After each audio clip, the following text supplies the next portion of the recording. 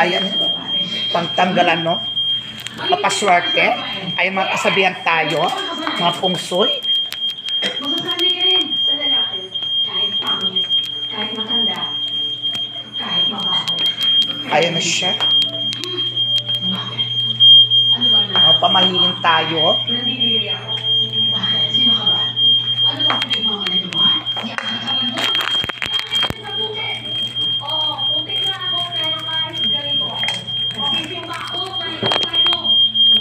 At ang sabi na nakailangan, Habi Maria Prosimana, pupuno ka ng grasya. Ayan. Dahil ang mga pungsoy, ayan, naniniwala ko sa swerte, sa lucky charm, pausok at padugo.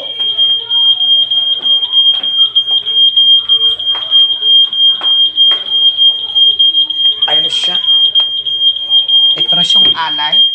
Ayan ang alay. At siyang pausok.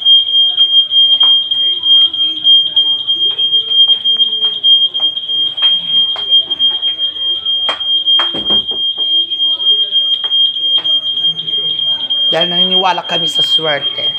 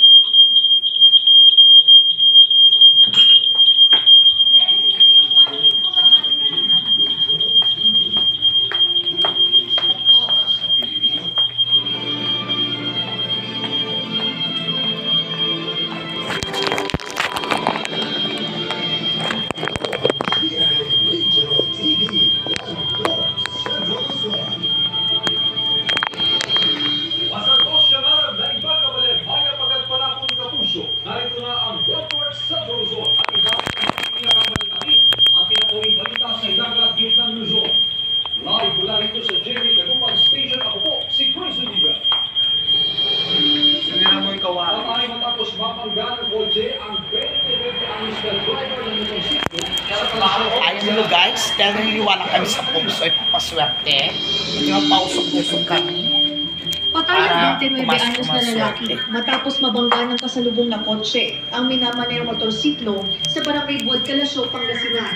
Kinilala ang biktima na si Menard Maninding, residente ng barangay Ambunga. Dinala pa sa ospital ang biktima, ngunit hindi na umabot ng buhay. Ayon sa PNP, nag-overtake ang kotse kaya nabangga ang kasalubong na motorsiklo. Sa pungsoy, pag mga Bisaya talaga, may mga pamahiin.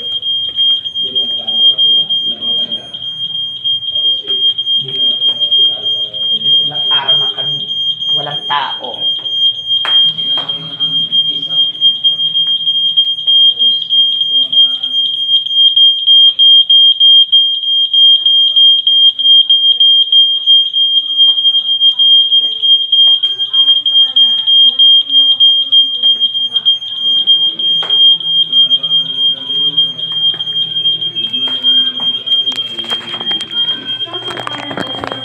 Driver ng kotse.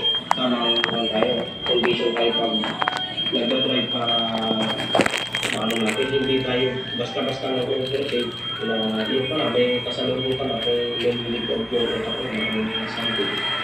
Dapat ko pala yung may ginapag ko, mag-focus lang sa pagdadrive. Kasama si Henry Dominsil, Mayor Lacanilaw, Buon, North Central Luzon.